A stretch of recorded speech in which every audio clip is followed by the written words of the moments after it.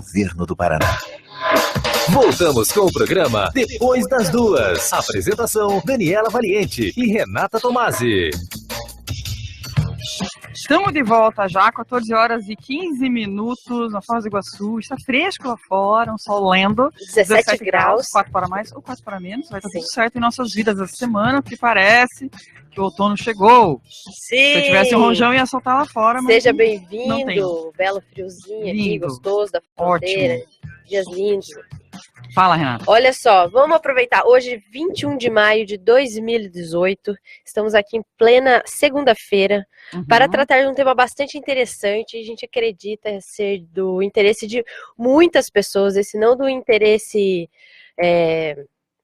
como eu posso dizer, ao longo de todos os dias, mas algum dia na sua vida, mas tem gente que em algum momento você já parou para se perguntar sobre a existência de extraterrestres. E tem gente que tem medo. Tem ainda essa parte da população que fala extraterrestre, mundo, ai, não vem com essa conversa que eu não gosto. Tem filme também que coloca medo nas pessoas. Sim, muitos estereótipos associados aí à questão da vida extraterrestre, né? E a gente sabe que é uma ciência. Hoje nós temos aqui a presença de 3 pesquisadores, de pessoas que levam a sério, a fundo aí o estudo da extraterrestriologia, e todos eles estão aqui com bastante disposição para conversar com você, ouvinte, com a gente durante essa tarde aí. Então, por isso, aproveitem, mandem suas perguntas. Quem tiver algum depoimento, alguma coisa para fazer que vai acrescentar na nossa conversa, é bem-vindo, né, Daniela? E hoje, vamos para as apresentações, então. Prepare as palminhas, Christian Kubila para Luiz Antônio Rezende Lima, Fábio Ferrari, Joanne, isso, Frederic Schmidt e a Mauri Pontieri. Pontieri. Esse acento, Mauri. Tudo bom com vocês? Gente, pode pegar os microfones aqui, por favor. Para quem está sem o microfone grande, tudo bem? Queremos ouvir a voz de vocês todos. Boa tarde, Dani. Boa tarde, Renato, e aos ouvintes. Boa tarde, boa tarde. Tudo certinho? Boa tarde a todos aí. Muito legal conseguir reunir vocês aqui.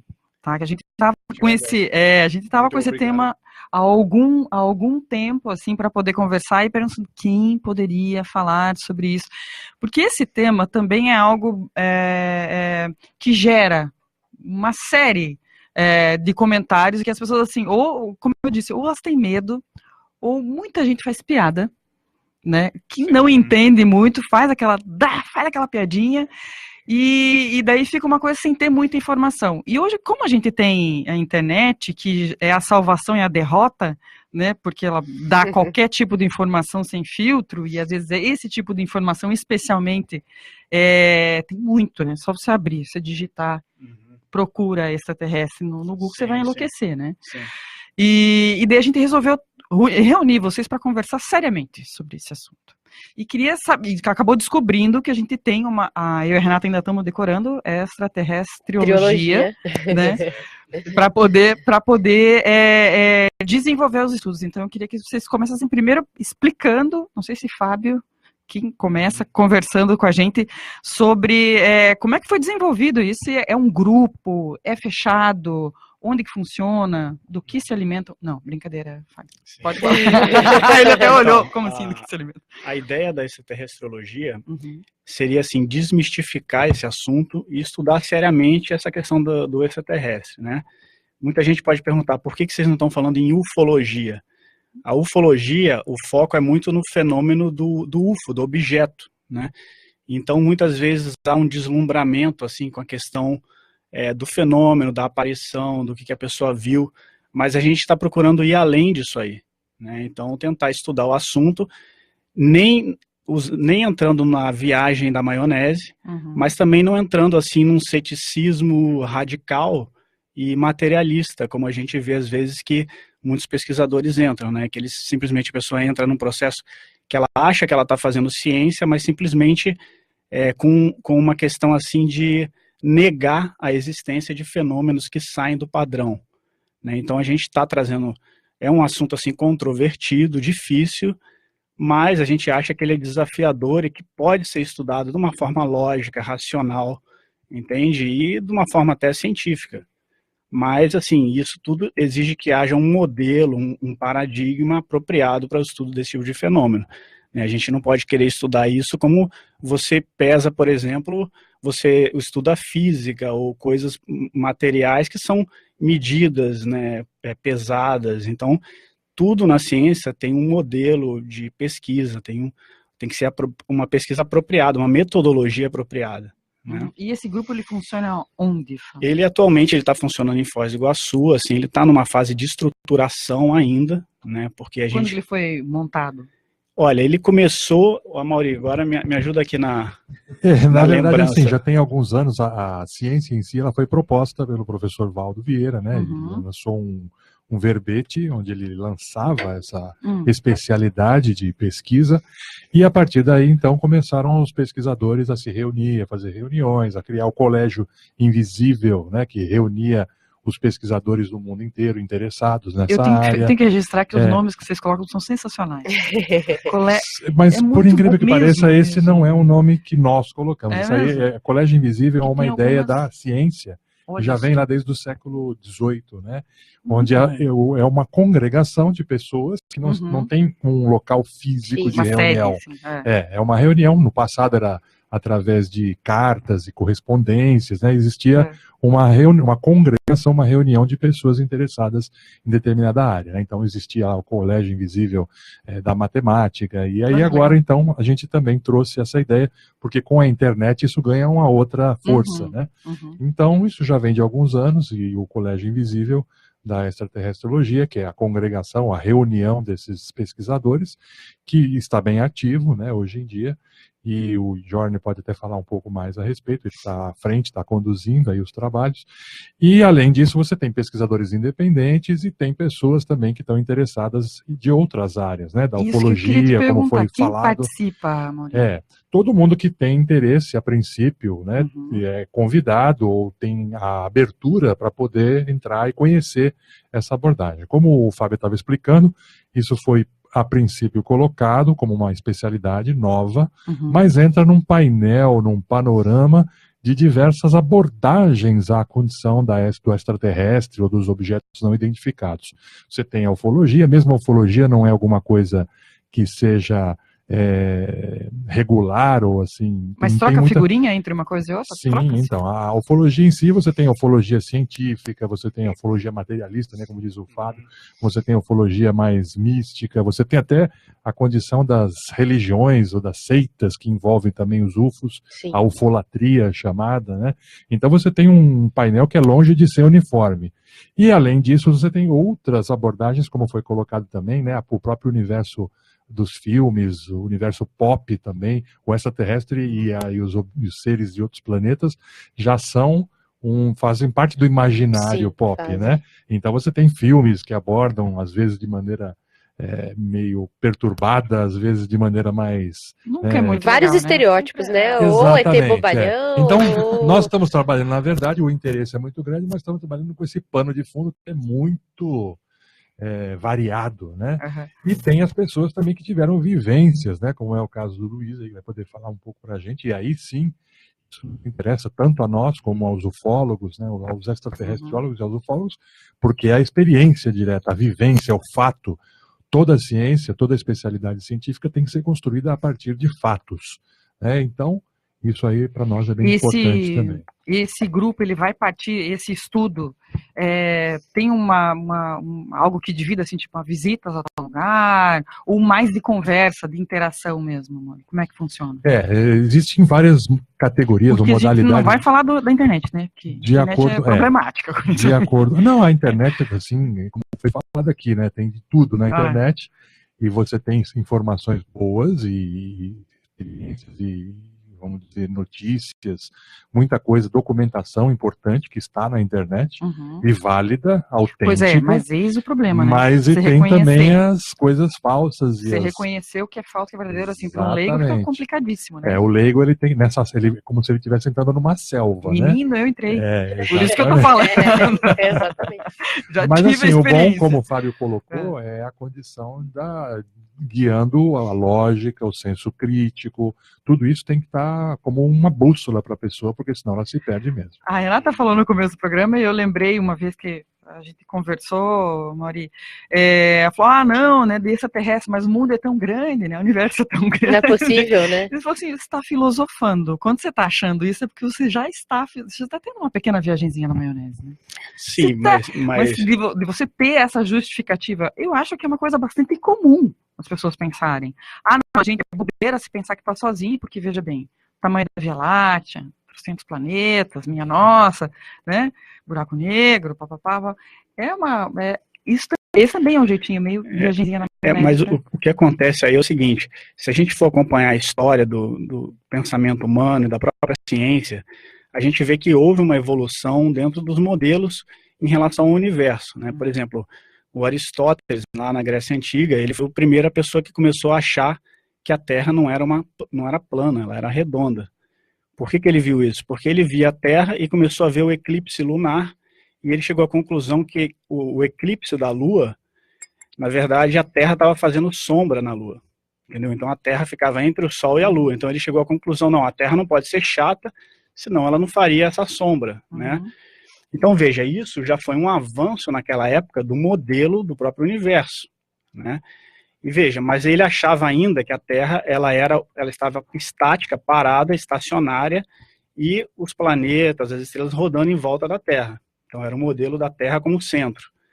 Isso depois foi modificado com Copérnico. Então Copérnico ele chegou depois de alguns séculos e viu, não, a Terra não está como centro, o Sol está parado, né?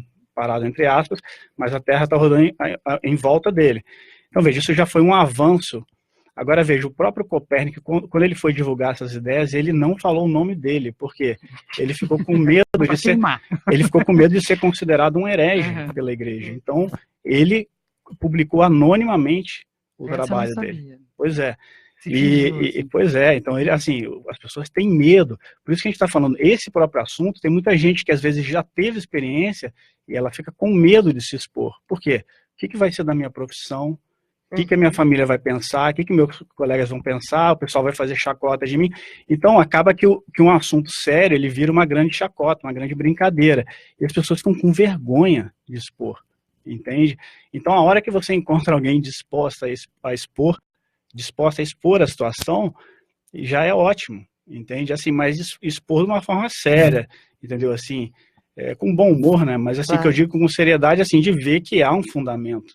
Sim. Mas você acha que é muito o quê? O filosofar, você achar que, não, porque o mundo é grande, por isso?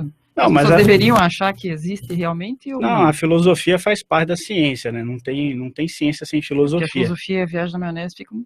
Não, mas veja, a gente, tudo bem, mas assim, o que a gente não pode se perder a gente tem que se basear nos fatos, entende? Então, em toda a ciência, o que guia a ciência é o fato.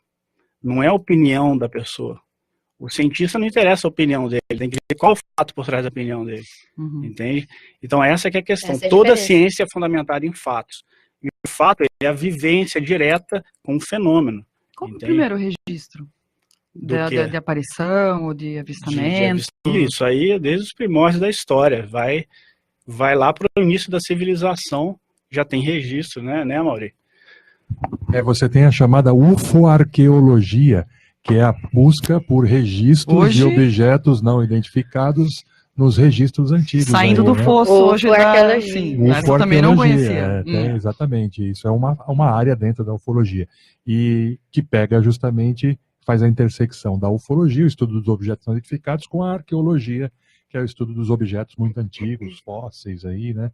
Mas isso já deveria ser uma prova suficiente, não? Exatamente. Por exemplo, você tem aquela obra clássica que eram Os Deuses Astronautas, onde você tem lá alguns desenhos, algumas inscrições, né, em paredes e tal, onde você tem ali coisas que não são explicadas, né? E parecendo, inclusive, existe uma analogia entre um astronauta da atualidade com uma figura que está lá na parede. Então, o que significa aquilo ali? O que é aquilo ali? Será que era só uma imaginação, alguma coisa, uma outra representação, ou realmente tem alguma similaridade, né? Então fica aí a pergunta, né? Não tem nada conclusivo, mas tem muita coisa que é significativa, assim, que intriga muito os estudiosos. Não tem muito vocês, né? Entrou... A gente só fica aqui, ó, lá de fora, tentando saber as coisas. Falando em vivência, a gente começou a abordar essa questão, e eu acho que talvez nós podemos partir também do depoimento do Coronel Luiz. Eu posso chamar de Coronel Luiz é melhor. Do Luiz, de como foi a experiência dele, e a partir daí a gente pode ir tirando dúvidas e trazendo, né, para que caminho vai também a extraterrestriologia e, enfim, as questões das evidências. Acho que vai ser bem interessante. Bom, essa experiência ela aconteceu no início da década de 80. Naquela ocasião eu voava no grupo de caça, Força Aérea Brasileira. Era piloto de caça naquela ocasião, e todos os anos, no meio do ano, a gente se deslocava para Anápolis, ali no Planalto Central, e fazíamos treinamentos ali. Esse fato ocorreu entre 82 e 84, eu não guardei muito a data, né?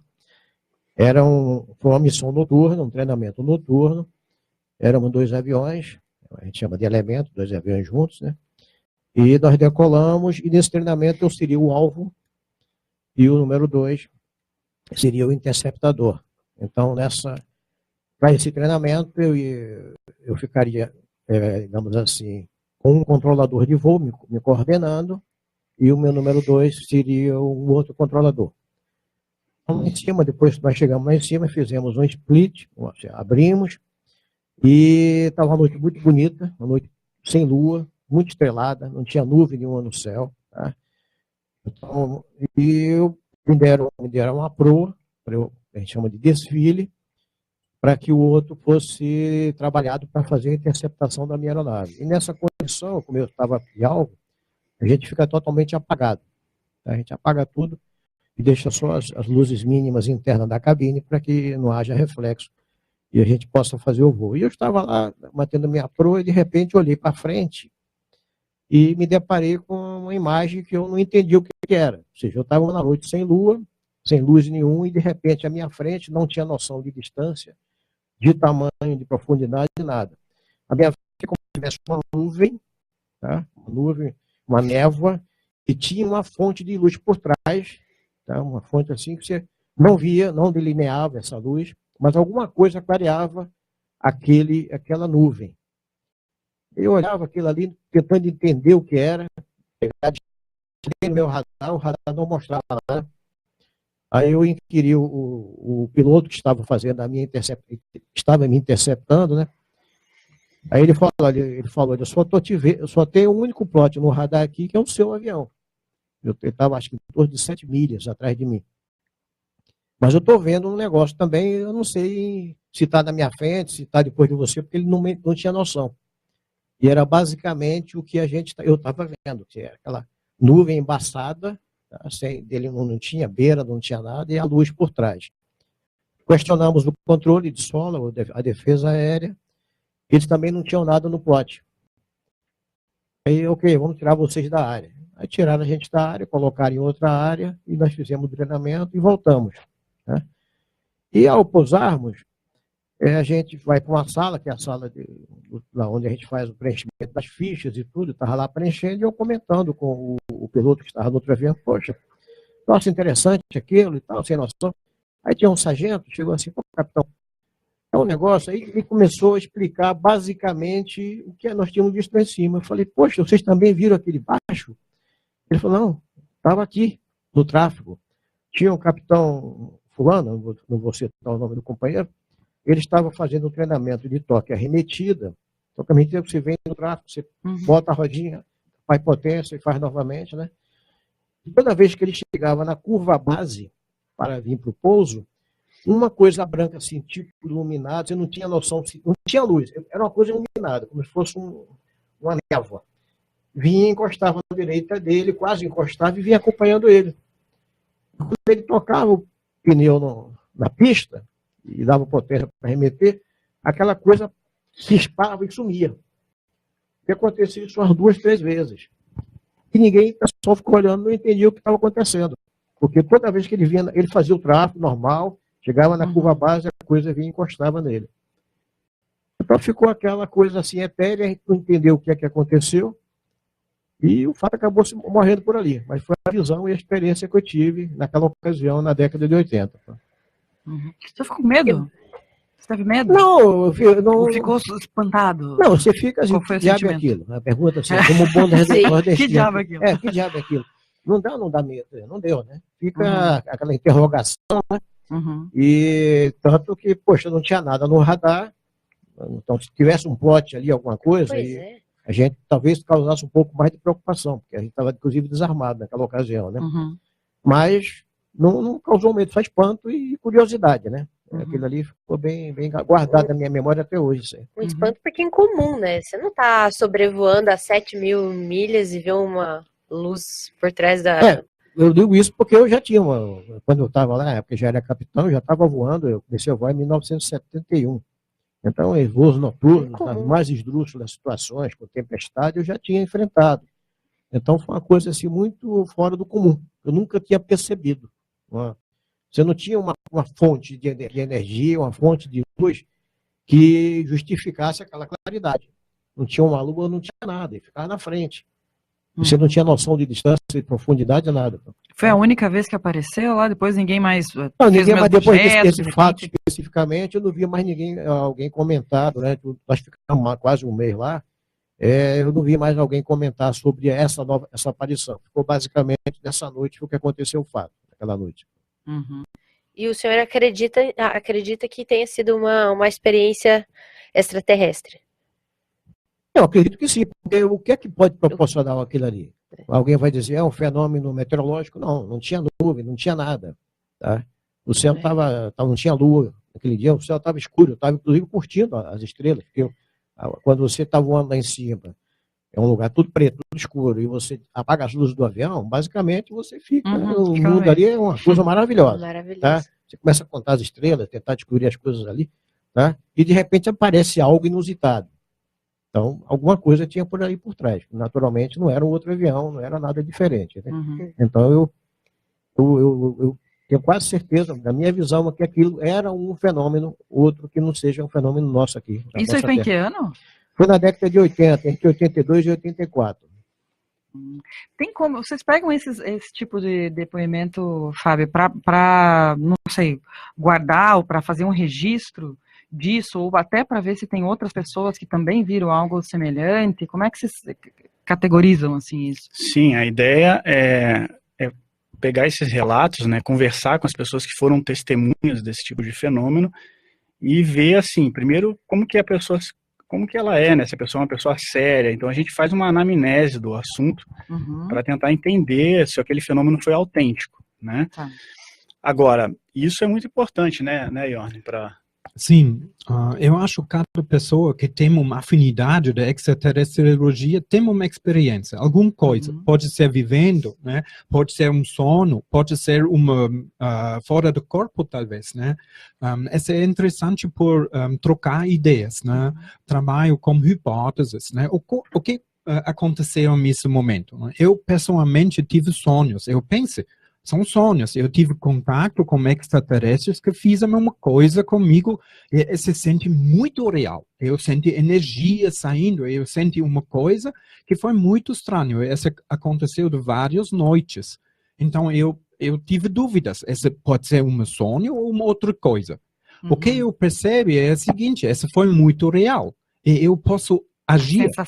A sensação. E também, mais tarde, vários anos atrás, eu percebi o que é uma diferença de um sonho e uma experiência fora do corpo. E eu percebi, existe um outro corpo que eu posso usar por ter interações com outras espécies. Isso foi bem interessante quando eu encontrei espécies extraterrestres, seja, ele tem um outro tipo, né? Isso foi estranho, né? Como eu posso explicar isso? Porque eles usam mim por contato, né? Por qualquer fazer. Eu fiz uma estudo e quando nós somos em grupo, nós temos agora um fórum para debater isso, né? Lá no Colégio Irreversível da Extraterrestriologia, nós trabalhamos como uma plataforma, né? Cada um tem senha e lá nós temos fórum para debater experiências próprias ou nossas pesquisas e troca ideias, né? E agora esse é um tempo quando nós queremos abrir um pouco mais, né? Essa é uma fundação de um instituto na conscienciologia, um instituto consciocêntrico, que se chama Extracons, né? Nós elaboramos agora a introdução da extraterrestriologia para ter uma compreensão sobre essas coisas. Questionamento como, pode ser que nós temos uma interação planetária, né? A minha opinião, aqui o mundo terrestre é como um laboratório de evolução, como você falou, né? E nós temos paradigmas para ter uma compreensão. O que é realidade aqui? O que nós fazemos aqui nessa vida intrafísica? Agora nós temos uma possibilidade de ter uma vida de um outro planeta e chegamos aqui por uma tarefa? Eu acho sim. Eu vejo como esse mundo é um laboratório que tem uma época um pouco perigo. Né? Pensa em situação política, nós temos uma população enorme na globalização, esse é super complexo aqui. Nós temos a possibilidade de destruir esse laboratório também. Então, eu acho que isso chama a atenção não só para esse laboratório, essa terra aqui, essa tem uma influência de todo o universo. Essa é a minha opinião pessoal. Então, existem grupos que têm o interesse de ajudar nós aqui. Essa é uma das nossas pesquisas, né? Se chama a assistência interplanetária. Eu acho existem várias pessoas, incluindo mim, que são transmigrados de outros planetas como especialistas técnicos por ajuda a esse laboratório aqui. Essa é uma dessas hipóteses que nós trabalhamos. Olha só. A gente estava falando também sobre outro caso que eu não conhecia, foi a Mauri que mandou eu ver, e eu vi, do Operação Prato. Conta um pouquinho, Mauri, rapidão pra gente. Acho super interessante porque foi algo da década de 70, não foi? No final de 70, da década né? de 70. E também foi... Até muito próximo aí das Sim, experiências, né, sim. do Luiz, porque foi a Operação Prato foi uma investigação realizada pelas Forças Armadas, mais especificamente pela Aeronáutica. A princípio era secreta, né? Era no âmbito era uma operação secreta da Aeronáutica, mas é que no final da década de 70 começaram a aparecer tantos casos de avistamento de objetos e de seres também no norte do país, né? Na verdade no país todo, mas mais concentrado no norte, que a Aeronáutica criou uma comissão para investigar esses avistamentos e essas experiências que começaram a aparecer em vários lugares. O Brasil tem uma área, um território muito grande, e como começou a ter muitos relatos do tipo do que o Luiz teve aqui, e com mais detalhes às vezes, em alguns casos, né, interação mesmo entre os seres dessas naves e as pessoas, então houve essa criação dessa investigação que ficou conhecida como Operação Prato. Isso tudo foi muito documentado, foi gerado relatórios, foi gerados fotos, filmes, tem um monte de coisa. O filme eu não consegui. Tem muita coisa que foi uma documentação importantíssima e que recentemente, por incrível que pareça, assim, por uma liberalidade do governo aí, isso foi liberado. Tem muita coisa da Operação Prato que foi liberada para o público, tem na internet, as pessoas podem ter acesso a esses materiais, esses relatórios aí, né? Foi um movimento aí que a ufologia, os ufólogos sérios aí, brasileiros, eles fizeram no sentido de pedir, demandar que o governo abrisse né, liberasse esses documentos, e foi feito, foi realizado, gerando uma condição para o Brasil que hoje está na vanguarda da liberação de documentos oficiais que pesquisam objetos não identificados e contatos com seres, né, que são de outros locais aí, né? Isso, então, o Brasil está avançado nessa área, tá, em função aí dessa liberação de documentos, e tem muita coisa ainda que precisa ser também, não é tudo que foi liberado, né? Então, esse movimento para transparência continua, mas isso está gerando, inclusive, repercussão internacional. Então, por exemplo, já existe uma pressão para o governo dos Estados Unidos e as Forças Armadas dos Estados Unidos, o Congresso, né, americano, também liberar o que eles têm, que parece que é muita coisa também, né? Agora, a Operação Prato, ela é uma coisa que é uma referência, né, uma investigação que é referência mundial, aí, internacional. Assim como nos Estados Unidos teve o projeto Blue Book também na década de 60 Estados Unidos, e 70. Espero que a gente vai chegar lá, hein? 1001 perguntas. Que foi alguma coisa semelhante também. Eles investigaram muito, as Forças Armadas, o Serviço Secreto americano investigou muitos casos aí de contatos aí com seres e com naves de origem desconhecida. Existe algo que justifique esse abertismo, assim, da nossa região, do nosso país, dessa localidade para recepção de extraterrestres? Na verdade, assim, não tem. O que a gente observa é que aí é uma questão estatística, né? Os países que têm uma área grande, um território grande, acabam tendo mais avistamento. Então, assim, os campeões de avistamento são Brasil, Rússia é o campeão, né? Que tem o maior território aí, né? China, então países que têm grande extensão territorial também são conhecidos por ter muitos casos, ou casuística ufológica, né? Então a gente percebe que, na verdade, não depende do... É um fenômeno que acontece universalmente. Ao que nós observamos, né, para quem estuda, sabe que o fenômeno ele é universal, acontece em todos os lugares do globo, e também ele é milenar. Isso aí vem havendo notícias e relatos de avistamentos de objetos desde a antiguidade. Claro que na antiguidade as pessoas relatavam isso com a cultura que existia na época, né? Então eles falavam de carruagens de fogo no céu. Né? Tinha cada um com a sua analogia. Cada um com a sua analogia. Então ele via lá uma luz, aquilo ali cegava, né? Aquilo vinha, e eles não sabiam, tinham um parâmetro para o que é aquilo, né? Então eram seres celestiais, eram anjos, eram deuses, eram carruagens de fogo que voavam, né? Então cada um, assim como também tem um estudo muito rico, que é a ufologia, ou o avistamento de objetos e de seres no folclore também.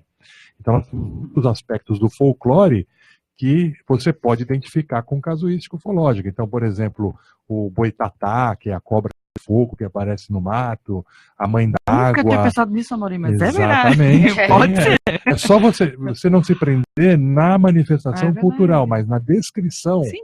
Olha, eu estava lá no mato, de repente apareceu uma cobra de fogo. É aquele rastro que deixa o objeto no escuro, né? Então, veja, por exemplo, até o próprio relato do nosso Luiz aqui. Imagine ele que era um piloto de caça, então ele fez essa descrição. Agora, imagine um índio, um indígena vendo aquilo ali. Ele vai ter a analogia do que é do dia a dia dele. Lembrei então, daquela cobra, é a mãe do ouro, a Yara, né? Quer dizer, lembrei da música do Caetano lá, o índio descerá numa estrela colorida e brilhante. Olha aí. Aí, ó, viu? É ufologia na música popular brasileira. Você sabe que você fez esse comentário, nós temos teve um ouvinte que... ele apagou o comentário dele. Por quê? Ele trouxe uma referência... Ele trouxe uma referência da Bíblia, e que falava sobre que não estamos sós. Deixa eu te perguntar o seguinte, dessa troca, o Brasil ser um país tão aberto com essas informações, existe muita troca com outros países dessas informações, de aparições, de extraterrestres, ou cada país tem uma política diferente, é mais fechado, como é que funciona? Isso que você está falando é uma realidade. Cada país tem a sua política, tem uns países que são mais abertos, no caso, e outros países que são mais fechados, ou eles escondem mais a casuística, ou as pesquisas e investigações. A gente só pode ter hipóteses para isso, né? Como disse o Iorni. A hipótese principal é que alguns países não querem reconhecer que existam forças ou tecnologias mais avançadas que as da defesa daquele país. Por exemplo. Né? Exato, você está entendendo? Se eu falo, olha, entrou aqui no meu território uma tecnologia que eu não conheço, não sei o que é, e que é melhor que a minha, imagina que o povo daquele país vai ficar inseguro, e as forças aéreas, as forças armadas não querem nunca que o povo se sinta inseguro quando eles estão a cargo da defesa do território, né? Então, de maneira geral, oficialmente, as forças armadas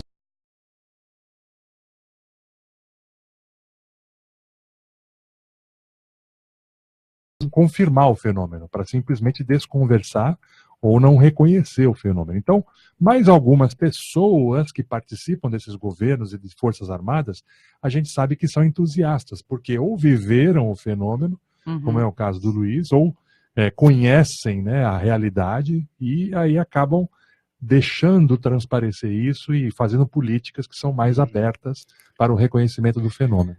O fato assim, é que existe sim um acobertamento de informações, né, na própria mídia em relação a isso, porque você abre o jornal, o que você vê no jornal? É política, né, esporte e arte, né, cultura. Com sorte você encontra um pouco de cultura. Com sorte você encontra cultura. Né?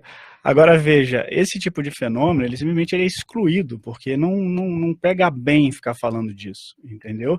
Até o próprio meio de comunicação, que depende de patrocínio e uma série de questões assim, eles querem fazer média, muitas vezes, entende? Então, sim. Eu tô falando dos jornais, a realidade, sim. A televisão. Então, assim, as pessoas, elas às vezes não querem expor a questão, entende? Porque isso às vezes traz uma série de implicações de... Mas daria por conta das pessoas interessadas, ou quem já viveu claro que dá. Olha, eu estava né? Exatamente, estava conversando com um colega, por exemplo, dos antigos programas de debate que haviam na TV, tipo o Flávio Cavalcante, aqueles...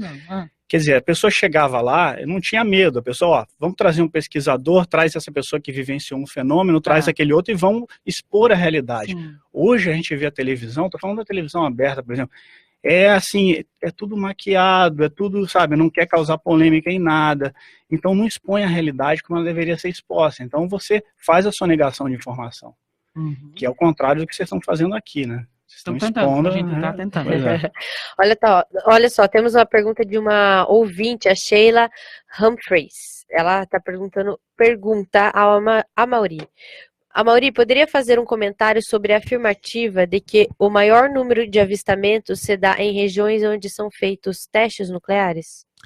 Isso é bem interessante, né? A Sheila lembrou aí um aspecto que é interessante, que existiu aí também, né, na documentação ufológica, um aumento do número de avistamentos e de contatos aí após a Segunda Guerra Mundial, né? Então, na Segunda Guerra Mundial já existia o fenômeno lá que os aviadores, né, e os pilotos, os full fighters, né, que eram chamados os pilotos fantasmas, né?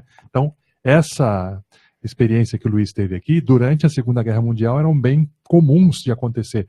Os aviões saíam para suas missões e eram seguidos por aparelhos, objetos aí que não eram identificados, né? E aí, tanto que deu até um nome para esse fenômeno, Full Fighters, né? Tem até um grupo de rock. Banda sensacional, ia falar. O nome da banda é baseado nesse fenômeno, né? E aí, o que acontece? Percebeu-se que ali existiu, a partir da Segunda Guerra Mundial, um interesse maior, ou uma quantidade de avistamentos maior, ou um interesse dessas outras inteligências nas atividades humanas. E, particularmente, após a explosão da bomba atômica, né, você tem, estatisticamente, como a Sheila lembrou, uma quantidade maior de avistamentos e de contatos em áreas onde existe algum tipo de atividade nuclear, né? E alguns casos, inclusive, muito interessantes, onde essas tecnologias, essas inteligências, elas interagiram com os equipamentos nucleares, né? Tem um caso famoso onde as bombas, né, e os mísseis, as ogivas foram ativadas perante as pessoas que não estavam entendendo o que estava acontecendo e depois totalmente desativadas também, como se fosse uma amostra da seguinte ideia, nós podemos controlar isso aí também. Não 15 morreram quase susto. Ou seja... Minha nossa armou, minha nossa desarmou. E aí entra naquilo que o Ione estava falando, né? A impressão que a gente tem é que com essas bombas e com essas atividades aí desses equipamentos nucleares, o ser humano já está começando a mexer com outros aspectos do universo que ele ainda não sabe direito. Ou seja, a nossa atividade aqui pode estar afetando outros planetas, outras civilizações, aí a gente não está nem sabendo disso. Daí esse interesse dessas inteligências, dessas civilizações, também de ver o que nós estamos aprontando aqui que possa atrapalhar também. Não dá meio medo, Amaury, pensar, tipo, a gente está fazendo tanto serviço, né? Especialmente com a natureza, veja bem. Exatamente. Então, dá assim, uma vergonha. A interferência. Vai que a gente daqui a pouco vai levar um puxão de orelha aí, alguma coisa do gênero, né? Então, assim, mas assim, respondendo a Sheila, sim, isso é uma realidade, estatisticamente a gente tem vários relatos Uhum. de avistamentos perto de instalações que possuem equipamentos nucleares e, às vezes, em alguns casos, até alguma interferência, inclusive, desses objetos nos equipamentos aí nucleares. Kim Jong-un que se cuide. Então. É verdade. Olá. Olha só, nós temos mais duas participações aqui de ouvinte na nossa live. Uma delas é do Bruno Bisotto. Ele escreveu o seguinte: na casa de meu pai há muitas moradas. Se assim não fora, eu vou-lo teria dito. João 14, 2, segundo, né? Aí ele abre uma aspas. A literatura espírita, sempre de acordo com a evolução das ciências, entende a possibilidade da existência de vida fora da Terra, da mesma forma que os mais modernos centros de astronomia no mundo, mais do que uma possibilidade. É lógico que existam outras formas de vida. Um parágrafo extraído de Contatos Interdimensionais.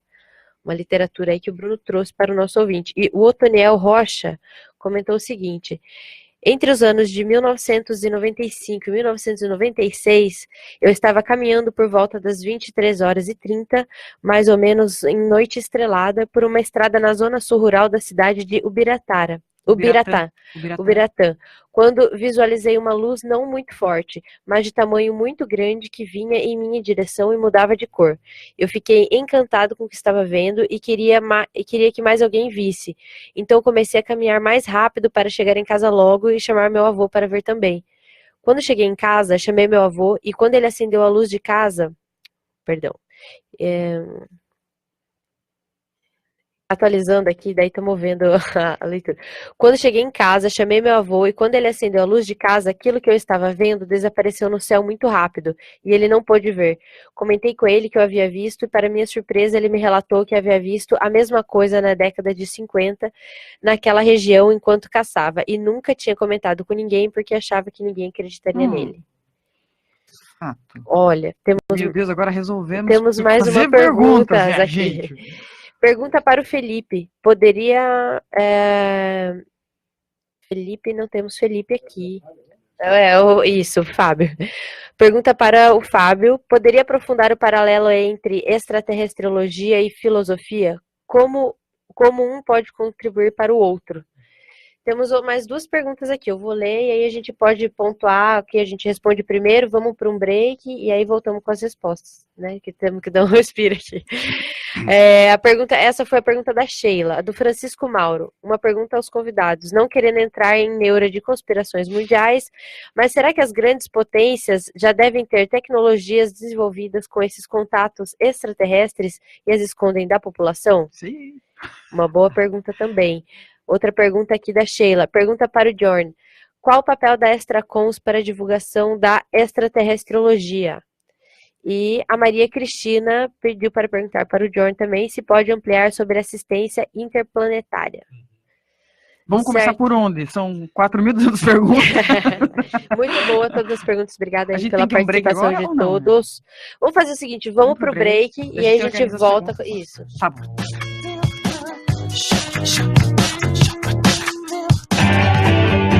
Estamos apresentando Programa Depois das Duas. Voltamos com o programa Depois das Duas. Apresentação: Daniela Valiente e Renata Tomasi. Bom, minha gente, voltamos aqui depois das 2h15 e tudo bem, 19 graus, todo mundo feliz, todo mundo respirando tranquilo. Pedro Siqueira manda um olá. Olá para você também, Pedro. Tudo bem? A gente está aqui com 422 perguntas, vamos... Muito agradecidas aí pelas participações. Exatamente, agradecer demais aí quem está participando da nossa live. A gente vai pegar algumas que a gente conversou aqui no intervalo para ver quem responde o quê. Nós tivemos já o depoimento de um avistamento aqui do Otoniel Rocha. Quem quiser compartilhar também com a gente a sua experiência, pode compartilhar, pode escrever. O Bruno Bisotto trouxe uma referência da literatura, um parágrafo falando sobre dos contatos interdimensionais. Quem quiser colaborar também com a nossa conversa pode. E temos aqui algumas perguntas. A pergunta da Sheila para o Fábio. Poderia aprofundar o paralelo entre extraterrestriologia e a filosofia? Como pode um contribuir para o outro? Então, na realidade, esse tipo de assunto, assim, ele leva a pessoa para o universalismo, entende? Porque a questão, quando a pessoa começa a ver que, né, o planeta não é tudo, né, que existem consciências em outros locais.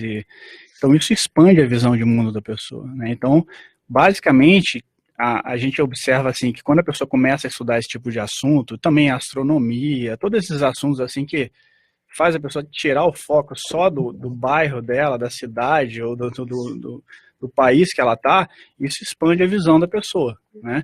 Então a gente vê isso aí, a extraterrestriologia, esse tipo de assunto, ufologia, todos esses assuntos, eles levam a pessoa para um nível de universalismo, de visão de conjunto ampla, grande, né? Então acaba com aquela condição da visão estreita, né? Você vê, tem gente que briga por time de futebol, né? Então você vê, Sim. olha o estreitamento da visão. Então assim, a gente está falando numa coisa grande. Hoje, se a gente for observar no planeta, a maior parte dos conflitos é o quê? São entre países, né? Por causa, às vezes, de processo de ideologia, etc, etc, né?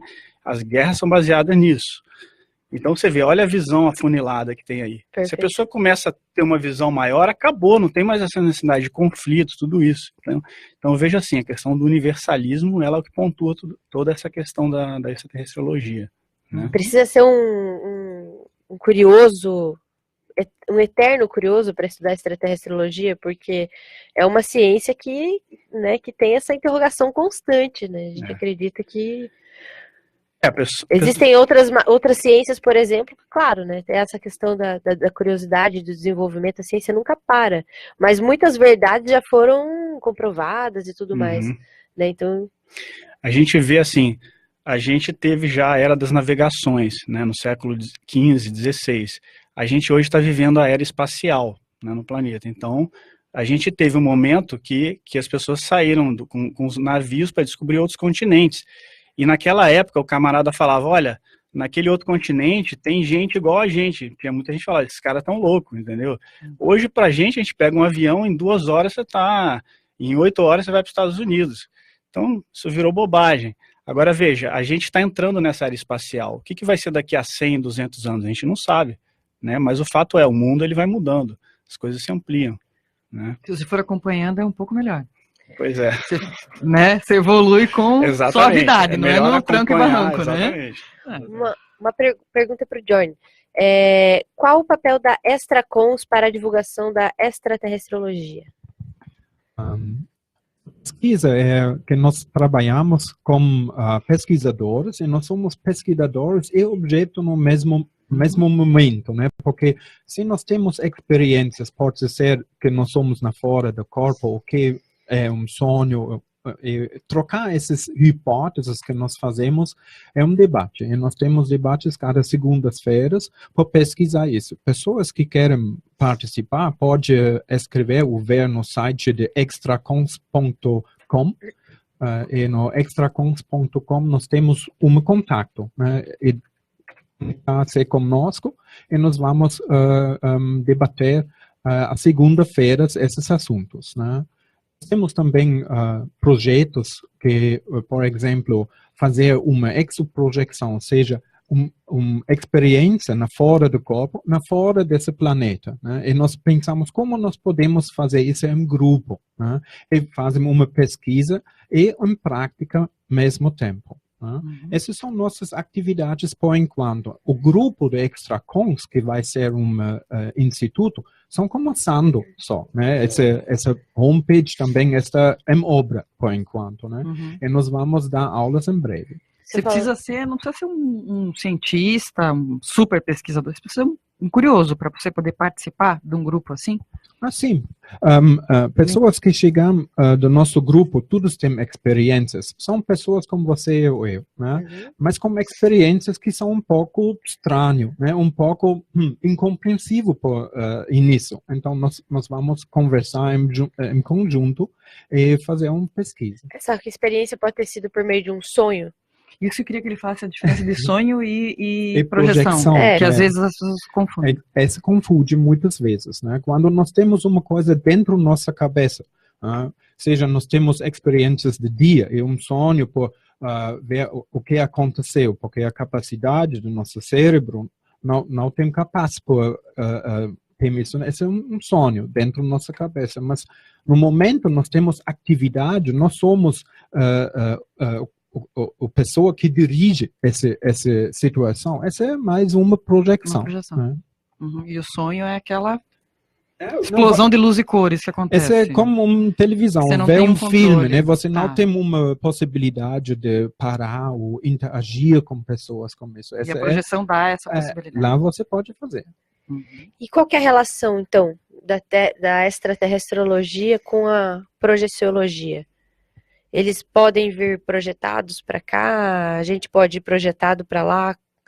Como que é? Gente, vocês precisavam ver quem está só acompanhando a gente pelo DAI. Eu precisava de uma câmera em cada rosto nesse momento. A gente faz a pergunta, só que não tem todos esses microfones para eles falarem juntos, entendeu? Pode falar. Então, eu acho importante saber, a pesquisa da extraterrestriologia é dentro dos paradigmas conscienciais. É bom saber alguma coisa sobre multidimensionalidade, né? O holossoma, nós temos vários corpos por usar, né? Uma projeção é de um outro corpo que nosso soma aqui, né? Também universalismo e outros paradigmas. Nós temos esse paradigmas da conscienciologia e incluímos esse dentro da nossa pesquisa, né? Importante é, nós somos objeto. Então, o que nós fazemos aqui nessa vida? Esse é, eu acho, um ponto que é um pouco diferente da ufologia, que tem mais uma curiosidade. Aqui aconteceu uma coisa, eu quero saber por quê, ou o que aconteceu. Mas é também uma pergunta filosófica, de onde viemos, para onde vamos, sim, não? Tem. Importante são a série das vidas, né? Nós somos não na primeira vez aqui intrafisicamente essa vida, talvez nós somos, né? Se nós temos uma vida na fora desse planeta, quando nós chegamos aqui, com qual tarefa? Essa é interessante. Eu tenho mais uma visão de um outro ponto que normal, que a maioria tem, não popular talvez, né? Mas essa intuição em mim. Eu tenho uma tarefa aqui para fazer. Eu sinto que eu tenho um contato com extraterrestres. E outros que têm clarividência, eles conversam comigo. Eu vi em você um ET, né? O que ele faz, né? Esses são os questionamentos aqui que são importantes, né? Por que eu? Né? Porque eu tenho uma afinidade de extraterrestres. Que legal. A pergunta pro Amaury das grandes potências lá do Chico? Sim. Uma pergunta para os convidados, não querendo entrar em uma neura de conspirações mundiais, mas será que grandes potências já devem ter tecnologias desenvolvidas com esses contatos extraterrestres e as escondem da população? Olha, essa é uma Olha, 3 pontinhos. É uma ótima pergunta aí do Francisco, né? E aí é uma questão de opinião, né? Porque a gente não tem comprovações, mas sim, eu penso que já deve ter sido desenvolvido algumas tecnologias nossas aqui, ou das superpotências, ou das grandes corporações aí, que possam ter sido inspiradas em alguns materiais que eles eventualmente tenham tido contato ou tenham chegado até as mãos deles, né? Nós tivemos um caso na década de 40, lá, nesse contexto aí logo depois da Segunda Guerra Mundial, que é o chamado caso Roswell, né? Que foi parece que houve uma queda ou um acidente de um objeto não identificado lá no deserto do Novo México e que os Estados Unidos o governo dos Estados Unidos teria recolhido os fragmentos e tudo que caiu ali, né, feridos, né, os seres até, ou os cadáveres, e aí eles recolheram tudo isso, levaram para um lugar que é conhecido, né, também aí no ideário aí, ufológico como a Área 51. Acho que essa história é a mais famosa desse terrestre. Talvez sim, talvez, assim, isso aí é universalmente reconhecido. Porque você também vai procurar, né, algumas coisas na internet. E aí os Estados Unidos teriam feito uma engenharia reversa no que ele conseguiu salvar ali, né, naqueles fragmentos. Mas nada disso é, assim, oficialmente... Isso não está aberto em lugar nenhum. Não. Isso aí, pelo contrário, diz que é um dos segredos. Dizem que nem o próprio os presidentes não têm acesso a isso, né? Os presidentes americanos. É uma coisa, o segredo mais bem guardado lá. Mas tudo isso, claro, nós trabalhamos por hipótese, porque não há nada oficialmente reconhecido ou declarado a respeito disso aí. Mas que houve alguma coisa estranha ali, houve, porque tiveram testemunhas de que viram materiais estranhos, de que tiveram pressão depois para que eles negassem que tivessem visto alguma coisa. E rolou uma teoria da conspiração nervosa depois, né, também. Então, assim, que as potências já têm acesso a algum tipo de inteligência, isso já é meio que consenso, embora não nada declarado oficialmente. Então, é bem provável que, como o Francisco tem levantado aí a pergunta, que as potências tenham desenvolvido tecnologias, talvez algumas dessas tecnologias que a gente use hoje já tenham sido, se não diretamente realizadas, pelo menos inspiradas no que foi visto tem aí. Umas coisinhas ultimamente que... Exato, que foge da curva. Né? Fora da casinha, né? Fuja para as montanhas, Francisco. Deixa eu te perguntar, não sei se tem mais alguma aí? Deixa eu perguntar uma coisinha bem rapidona aqui. A gente fala muito dessas aparições, mas as pessoas desejam muito ver as marcas. Né? Vocês falaram de antes, na antiguidade, isso era registrado de alguma forma. Tinha conversado também sobre as linhas de Nazca, que todo mundo atribui. Atualmente também, né, Dani? Eu acho que, assim, tem muita coisa que fica marcada mesmo, né? E as pessoas vão lá e conseguem. Pois é, mas o que é e o que não é, né, e tudo. Por exemplo. Hoje, o que é e o que não é? Boa pergunta. Né? Você fala, excelente pergunta. Você assim, vai não Peru, se tem certeza. Por exemplo, né? Você vai para o Peru, você vê o paredão lá de Huayna Picchu, você fala, não foram pessoas que encaixaram esses legos gigantes, como assim? Uma coisa meio complicada. Imagina, nunca vi as pirâmides de perto, mas deve ser uma sensação muito parecida. E das linhas de Nazca também, as pessoas falam, não, é tão alto, como é que as pessoinhas pequenas iam desenhar nessa proporção e papapá. Mas eu acho que você tinha falado também das plantações, não, dos círculos, como é o nome? Isso, os círculos das plantações, ou os crop circles, né? Isso, que se crop chama, circles. Né? Que era, todo mundo ficou, não, baixou a nave, 2 bolinhas do lado, uma bolinha ali, uma bolinha aqui. Assim, eu estava até nós estávamos conversando, eu e Yorni, aí, sobre os círculos nas plantações, que, por exemplo, teve uma delas, né, o Yorni pode até explicar melhor, que foi um desenho, como se fosse uma planta baixa, de uma ideia que um engenheiro pegou aquilo ali e aplicou para desenvolver lá um processo magnético, não é isso, Yorni? O Yorni pode falar melhor. Sim. Esse foi um desenho com círculos, coisa.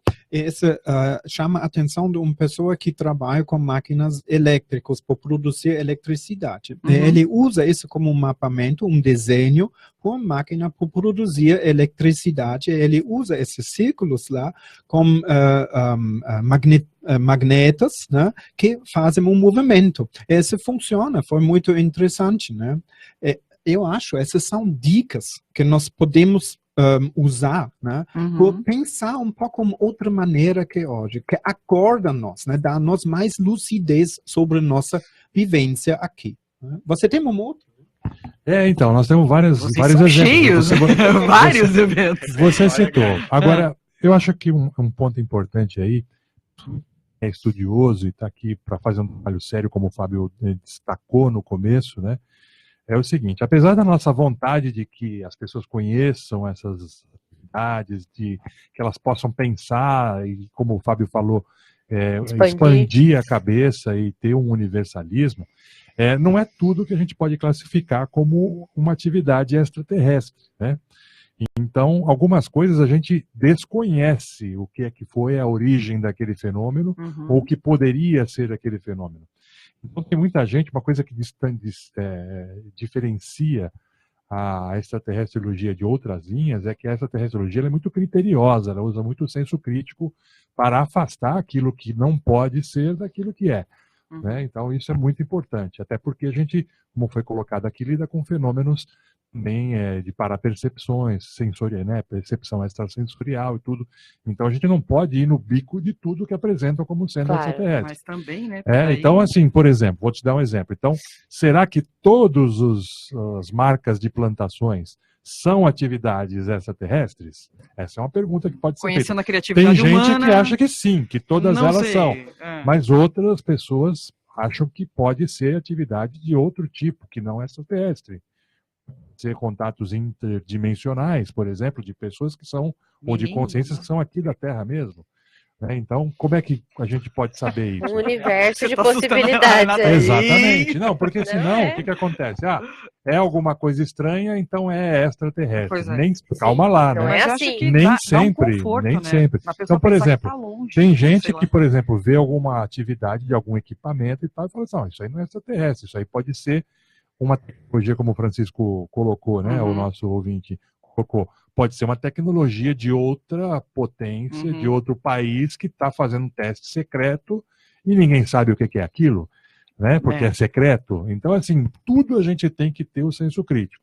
Ainda mais na era da internet, que você tem aí a manipulação de imagens e de informações e tal. Então a gente vê muita coisa que você fala, mas isso aí é uma besteira. E o pessoal jura de pé junto que aquilo ali é um objeto e tal.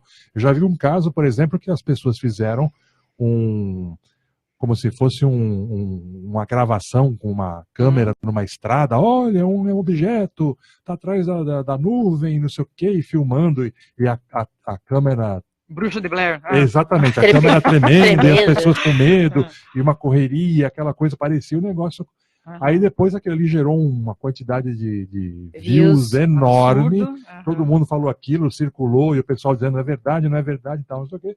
Depois de um tempo, foi se descobrir que era uma campanha publicitária que estava justamente atrás de views, de um negócio que o cara depois entregava uma pizza, era um negócio para entrega de pizza, venda de embalagem, era uma campanha para vender aquele tipo de embalagem de pizza, porque depois na sequência daquele filme, o objeto descia num lugar e o extraterrestre entregava uma pizza para quem estava lá. Né? É uma graça. Então, assim, tem de tudo e a gente precisa ter muito cuidado no que a gente... Aliás, internet, você tem que aumentar muito a criticidade, né? Quando vai avaliar a informação de internet, porque tem muita bobagem, né? Eu falo que eu pesquisei eu queria pesquisar da Operação Prato, daí eu fui em outros para ver depoimento, tudo. Os mais antigos depoimentos que são gravados naquela cor de banana, VHS, aí você fala, cara, vou assistir isso aqui, vou ficar com calminha assistindo. Os mais novos, você já fica um pouco mais cabreiro, você fala, gente, não. Deixa eu só comentar com vocês uma mensagem bem bacana que me mandaram aqui, o Cristiano Fossari mandou o programa Estourando no Planeta. Enviei para 10 grupos de ufologia, com certeza muitos estão na escuta. Oba, um abraço a todos. Ele quer saber de novo que vocês repitam o local e a hora, a data que vocês se reúnem. E se leigos pode se juntar a vocês. Aqui é o Cristiano, eu sei que é você, se não tiver cadastrado no meu telefone. E ele pergunta aqui, eles leram a história da nossa Ilha Caraí? Deixa eu abrir aqui. Aí, Ilha Caraí vulcânica e cheia de serpentes. Então, vamos lá. Olha, ele mandou. Mandou a história da ilha. Mandou. Você já ouviu essa história, não? Essa história eu não conheço detalhes, né? Mas aí a famosa de Colares, né, que eu comentei contigo, né, o caso Colares, que inclusive é dentro da investigação da Operação Prato, né? Mas tem a Caraí também, né, e aí nós tem vários, na verdade. Se a gente for falar de casuística ufológica aqui, a gente ficaria aqui, né, vários programas falando aí. Né? Fala, Renato. Agora, o que é importante, que a extraterrestriologia traz, e como contribuição, eu acho que isso é legal, é aquele passo além do fenômeno, além só da manifestação daquele física ou aquela manifestação do fenômeno. O que existe por trás disso aí? Quem são essas consciências que estão tentando fazer contatos e que estão tentando trocar experiências ou informações conosco? O que elas querem? Qual é a intenção? O que isso aí vai trazer de evolutividade ou de evolução para o meu desenvolvimento? É do bem, é do mal? Exatamente. Qual é o resultado dessa interação que eu tenho com outras consciências? Isso é que é o foco da extraterrestriologia principal, né? E não só ficar querendo comprovar o fenômeno. Porque não tem como comprovar o fenômeno. Na verdade, se pousa um disco voador aqui, físico, com as televisões filmando, vai ter gente que não vai acreditar. Né? Não tem a história de gente que até hoje acha que o homem chegou na Lua, jura de pé junto que foi tudo um filme e tal. Acha que a Terra não é redonda. Fábio, você vai... Olha, Fábio. A gente estava indo tão bem aqui, Fábio, hoje à tarde. Você não sabe o piriri que o povo... E aí, veja só. dos terraplanistas. Estamos aí pro a debate. Gente tá atrás, a gente está atrás deles também, mas assim como a gente pesquisou bastante para trazer vocês, as pessoas têm um pouco de receio, assim, a gente vai participar, mas vai ser o quê? Um show, o povo vai ligar tirando sarro, vai rir da nossa cara? Entendeu? Eu acho que do Terra plana é igual. Para essa pessoa que acha que não houve, né, o pouso na Lua, a gente simplesmente, como foi falado aqui no início, é baseado em fato, né? Então, indica que ele mostre, né, pegue e olhe por um telescópio potente o suficiente lá no local de pouso, que vai estar todos os equipamentos lá, vai estar tudo bonitinho lá. Qualquer pessoa pode ver, desde que bote o olho num telescópio e veja lá o Jeep, tudo que foi deixado lá. Um espelho, inclusive, se a pessoa quiser e apontar um laser suficientemente poderoso, bate e volta. Então tá tudo lá. Agora a pessoa que. O Amaury deu uma tirada agora da galera. Eu achei que ele deu uma tirada, mas tudo bem. Um pouquinho de informação e de observação vai bem, né? Vai bem para todo mundo. Olha, Fala, perguntaram aqui. Pedro Siqueira pergunta: o que existe de verdade sobre reptilianos? Ai. Eu vou ter que apontar.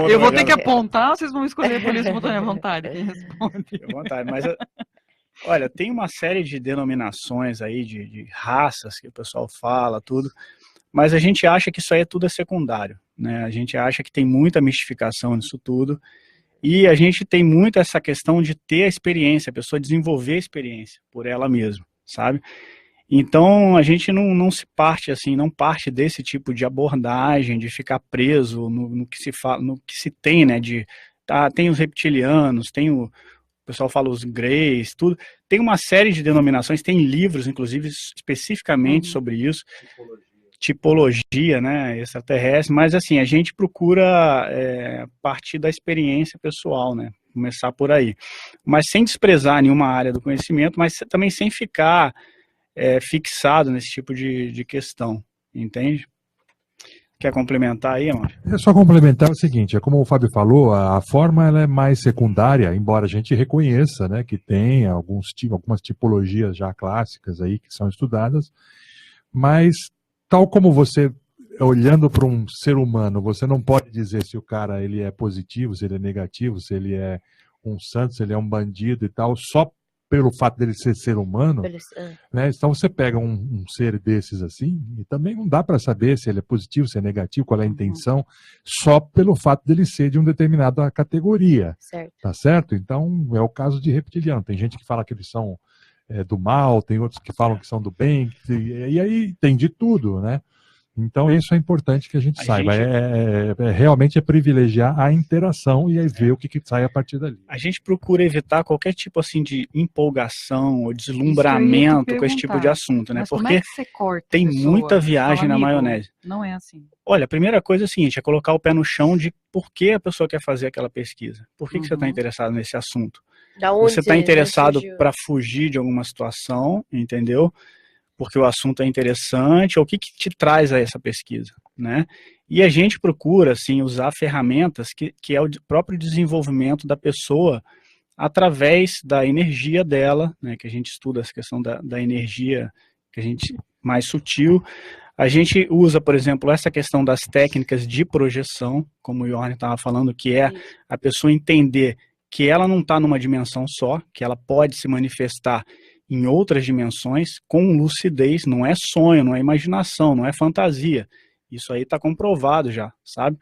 Mas agora, a pessoa ela tem que vivenciar essa realidade por ela, não adianta a gente vir aqui e falar isso, senão, a pessoa quando vivencia isso, ela não tem dúvida, sabe? Então a gente procura promover, explicar isso, sem fazer lavagem cerebral, sem tentar convencer ninguém de nada, entendeu? Não tem nada disso não, a gente abre o debate, mostra a informação, quem tem interesse, que venha, e quem não tem interesse, cada um tem a sua liberdade de seguir com o que quer. Cada um com seus problemas, né, Fábio? Lógico, com certeza. Né? Mas existem técnicas para chegar a um ponto para ter mais compreensão sobre isso. Por exemplo, essa projeção com lucidez, né? Trabalho por sair ao corpo, por encontrar essas espécies. Nós podemos fazer um projeto disso, essa é exatamente a nossa pesquisa, né? E pessoas que tiveram um contato com espécies fazer um cadastro para ver qual é o perfil deles, são altos, são pequenas, né? Como é a energias deles, né? Como ele pensa, né? Essas coisas, porque eles têm um contato conosco. O outro questionamento, como eu posso ajudar eles?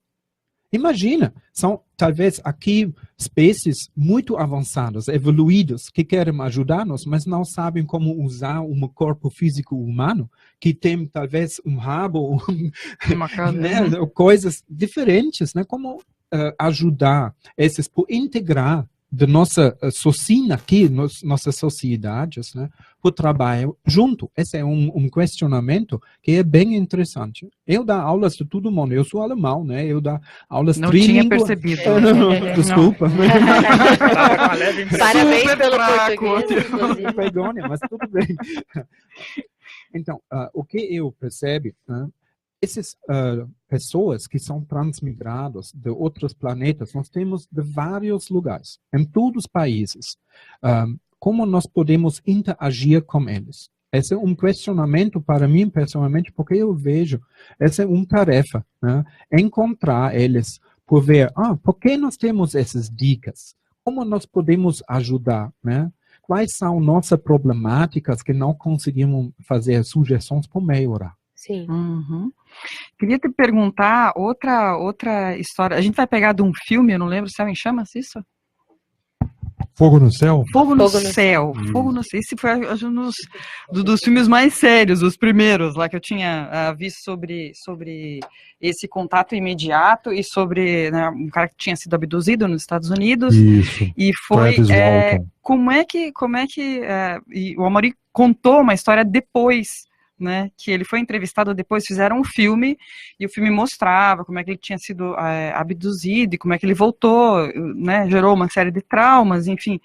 E eu lembro desse filme porque ele é aterrorizante em alguns aspectos, lógico, né, pela trilha sonora junto, pela situação, e o Amaury desmentiu essa parte, desmentiu não, mas que o próprio personagem tinha chegado a outra conclusão anos depois. Né? E eu acho que a gente fica muito com essa impressão de como a gente pode ajudar, ou não. Quem tem medo fala assim, como é que eles vão destruir a gente?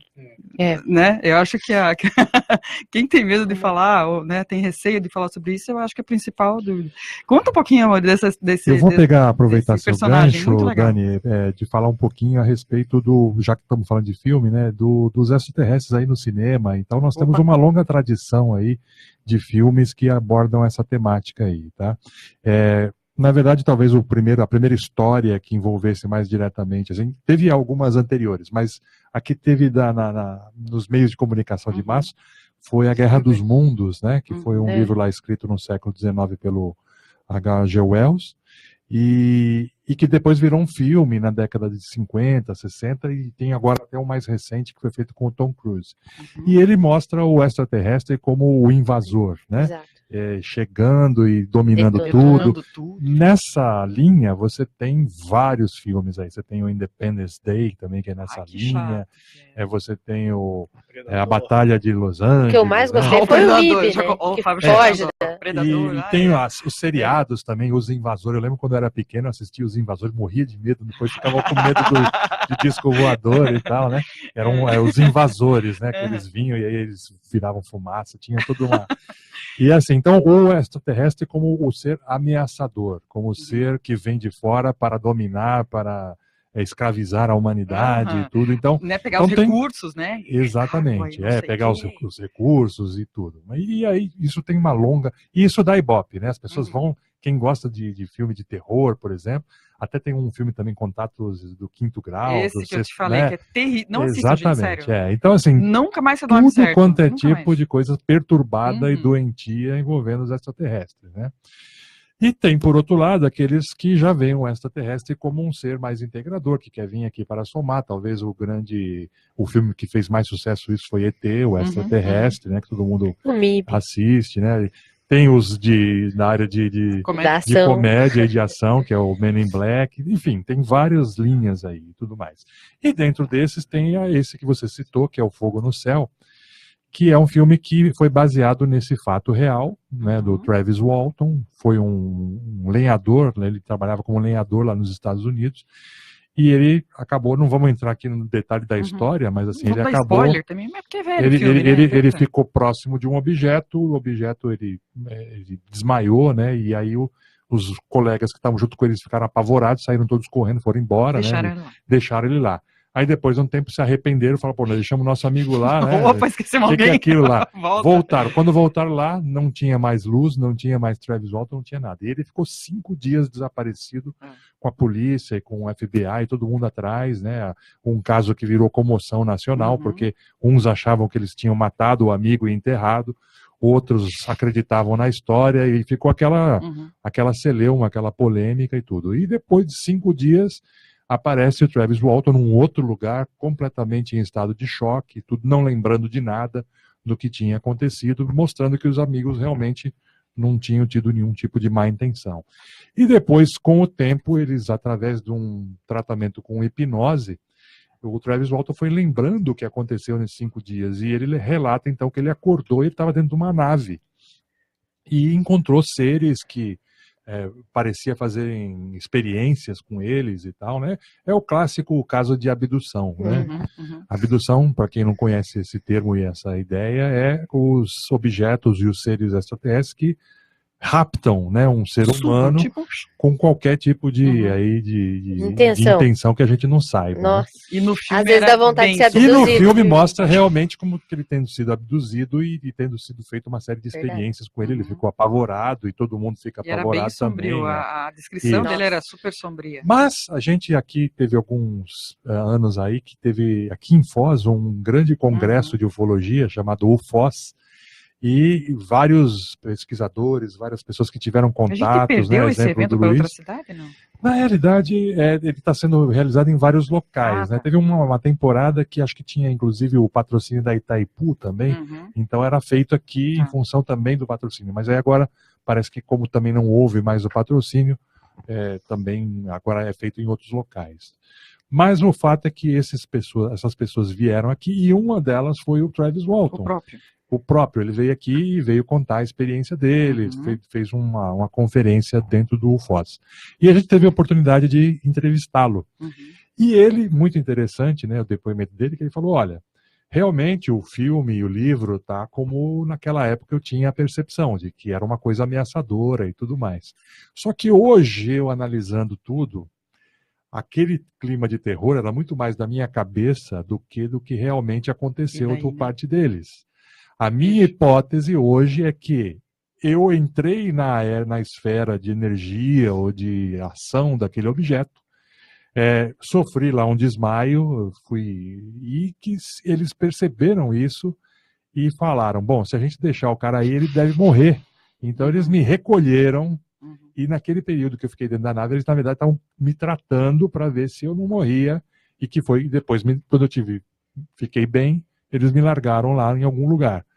Tá? Então, assim, eu acho que hoje a intenção deles era pelo contrário, é como se fosse alguém que atropela um cachorro e tem duas opções, ou sai e deixa o cachorro lá atropelado para morrer, ou então recolhe e vai cuidar, vai tentar ver se salva o cachorro. Ele hoje, a visão dele, ele tem esse depoimento, a gente tem esse depoimento gravado, inclusive, que ele acha que, na verdade, ele foi o caso do cachorro atropelado, que foi tratado pelos extraterrestres e não abandonado para morrer, como até os amigos dele mesmo abandonaram de medo, né?